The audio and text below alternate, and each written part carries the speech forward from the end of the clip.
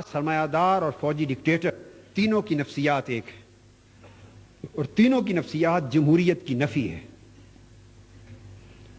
حقانی صاحب، تینوں کی نفسیات جمہوریت کی نفی پر قائم ہے. جاگیردار اس کا براٹ اپ ایسے ماحول میں ہوا ہے، اس کی نفسیات نے نشو و نما ایسے ماحول میں پائی ہے کہ اس نے جس بیٹی کو پسند کیا اس کو اٹھا لیا. اسے قوم کی بیٹی کی عزت اپنی بیٹی کی عزت دکھائی نہیں دیتی. جس نے سر اٹھایا اسی کی چوری کروا دی، اسی کو اغوا کروا دیا، قتل کروا دیا.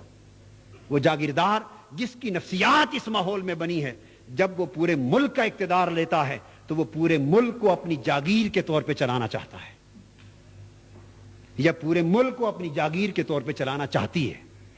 دونوں صورتیں ہوتی. سرمایہ دار اس کی نفسیات یہ ہے، وہ پورے ملک کو اپنی انڈسٹری کے طور پر اور فاؤنڈری کے طور پہ چلانا چاہتا ہے، پورے ملک کو انڈسٹری بنانا چاہتا ہے. اس لیے کہ سرمایہ دار نے پوری زندگی ایک ہی سبق سیکھا ہے، ایک ہی سبق سیکھا ہے کہ دنیا کا کوئی کام پیسے کے بغیر نہیں ہوتا اور کوئی کام ایسا نہیں جو پیسہ لگائیں تو ہو نہ سکے. ایک ہی اصول ہے اس کا. وہ ہر ایک کو خریدنا جانتا ہے، ایک چپراسی سے لے کر بجلی کے لائن مین تک، ایک آئی ٹی او سے لے کر انکم ٹیکس کے کمشنر تک. اس نے ہر ایک کو پیسے سے خریدنا سیکھا ہے. جب وہ ملک کے اقتدار پہ آتا ہے وہ سارے ادارے پیسے سے خریدنا چاہتا ہے.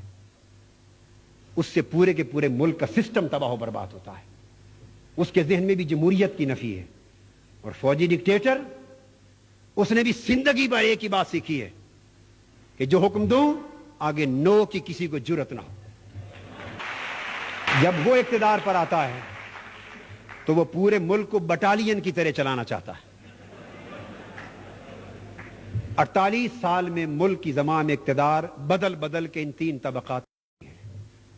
یہی وجہ ہے کہ چہرے ہی بدلتے رہے ہیں. نظام نہ بدلنا تھا نہ بدل سکا اور نہ بدلے گا جب تک اقتدار کی کرسیوں پر جاگیردار، سرمایہ دار، وڈیرے قابض ہیں. اس وقت تک اس ملک کی تقدیر، اس ملک کا نظام، اس ملک کے غریب کا مقدر کبھی بدل نہیں سکتا.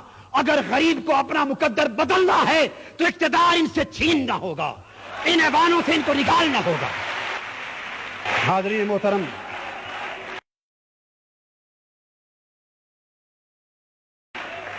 اس لیے تینوں طبقات، حاضرین محترم، انقلاب نعروں سے بھی نہیں آئے گا. انقلاب خون مانگتا ہے، خون مانگتا ہے. انقلاب قربانیاں مانگتا ہے. ایران کی انقلابی جنگ میں انقلابیوں کی جنگ ایک